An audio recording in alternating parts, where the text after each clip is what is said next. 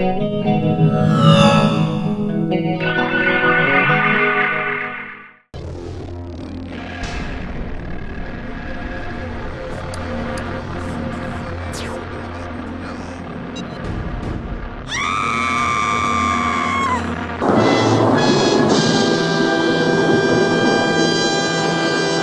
Bowlingotter Show. Okay, full disclosure here, I'm breaking one of my cardinal rules. With Armored Core 5, I'm reviewing a sequel in a series having never played any of the previous iterations. But if you're wondering if this game is enjoyable for someone new to the series, that's the perspective you'll get here. So without further ado, let's take a look at the PS3 version.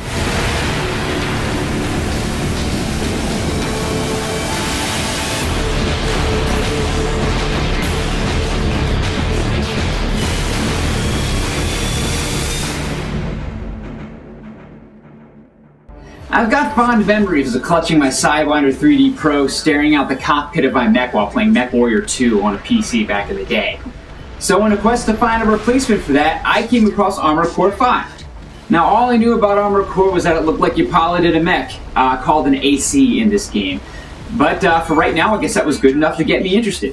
When you start Armored Core 5, it's pretty evident right away that you're not going to have your hand held. First you gotta join a team. Why? Well, I don't know, you just join a team. Feels fruitless at first because while there was a decent list of teams to choose from, all started by other players, the vast majority of them consisted of a grand total of one member, the guy who started it. The next thing you see is a map and a menu, and then it hits you. This game assumes that you already know what's going on. As someone new to the series, I sure as hell didn't. It's just a matter of blindly looking at all the menus until things start to make a little bit of sense, but that's a task that's probably more difficult than you'd expect it to be, given the amount of menus. So, I go to start a mission, and I'm filled with anticipation when I finally get a chance to customize my AC. But I quickly find out that Armored Core 5 tries as hard as it can to make this process a struggle. Information overload. Nothing will prepare you for the sheer amount of numbers that you're immediately greeted with. And when you start messing around with the menus, you'll eventually make sense of it, but not until you've played a handful of missions and start to understand what the attributes really mean through trial and error. Still, customizing your AC is eventually pretty fun to do. Switching out different leg types, arm weapons, and shoulder mounts is addicting and makes a real impact on gameplay. If you feel like spending the time on it, you also get tons of options to customize your own logos and paint jobs. It's just that the interface is extremely unfriendly and really makes it difficult to get comfortable. As for the gameplay itself, well, let's get this out of the way. If you're looking for a game that's fun to play by yourself, put your wallet back in your pocket and forget about it. I'm serious. Don't bother. Armored Core 5 gives you 10 story missions, and each one will probably only last you between 15 to 20 minutes. They get really challenging early and pretty frustrating, but once you discover the hire a mercenary function, it immediately becomes a breeze. A mercenary is basically another player who's looking for someone else to play with, and chances are pretty good that they'll have many more hours than you in the game at that point. So you enter in a story mission with one of these guys, and you won't have to worry about much. And with only 10 story missions, after 3 hours or so, there are no more story missions. And don't worry about the story part. It's some convoluted story about some people named Fran, Rosary, Father, and Chief, and it's all told through radio communications. You'll never get a face to any of the names, and even if you follow it all the way through, you're not going to get it. And the voice actors for Rosary and Fran sound so similar that I can't understand what the person who casted them was thinking. You could hardly tell them apart. But it's only going to get harder from here on out. Life on the outside can be pretty brutal. But you're coming with us, right? The old me would have laughed at the idea, but I guess I've changed. Maybe money isn't everything. The other options for the single-player campaign are the Order missions, a series of extremely short missions. And when I say short, I mean often less than a minute long.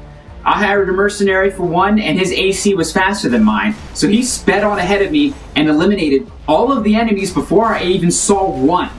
Yeah, I got credit for completing the mission and all, but it certainly wasn't fun. And I don't even know why this game has mission briefings. The object is always the same. You shoot all the enemies until they die. You clear out an area, move on, clear out another area, move on, and so on. Some enemies are stationary guns, some are tanks on the ground, and some are other ACs, but you just gotta keep shooting and try not to die from start to finish. Now, all that said, the action itself is fun at first. And while you're trying to make sense of what the f is going on or what button does what, Once you start blowing things up, it's pretty cool. And even after picking up on the basics, zooming around and scaling buildings to get a tactical angle on things is great. Left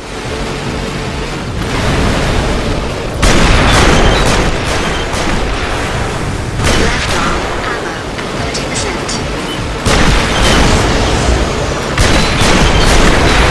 Great, you destroyed it. Follow the route and stay sharp. It's just that with the exception of a couple of decent moments in the campaign, once you've played one level, you've played them all. Even when playing with others in a co-op environment, the story and order missions get really stale. And when it's over, you don't feel like you've accomplished anything other than having a decent understanding of how the game plays. It doesn't really help that Armored Core 5 isn't aesthetically great either. The visuals are drab and repetitive. The heads-up display is a confusing mess that I'm still not sure I fully understand, even having played the game for hours.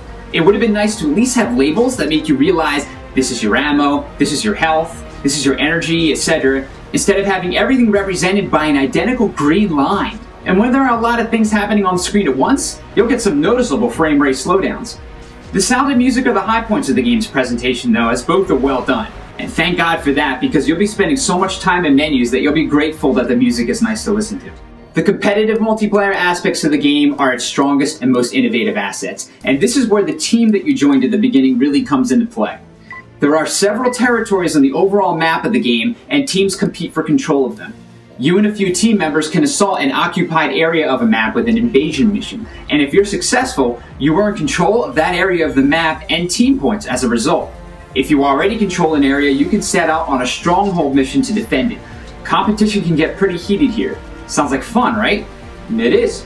The problem is that there are too many roadblocks keeping you from ever experiencing the game in this way. First, you need to manage to join a team with members that are actually active. And that's harder than you'd think.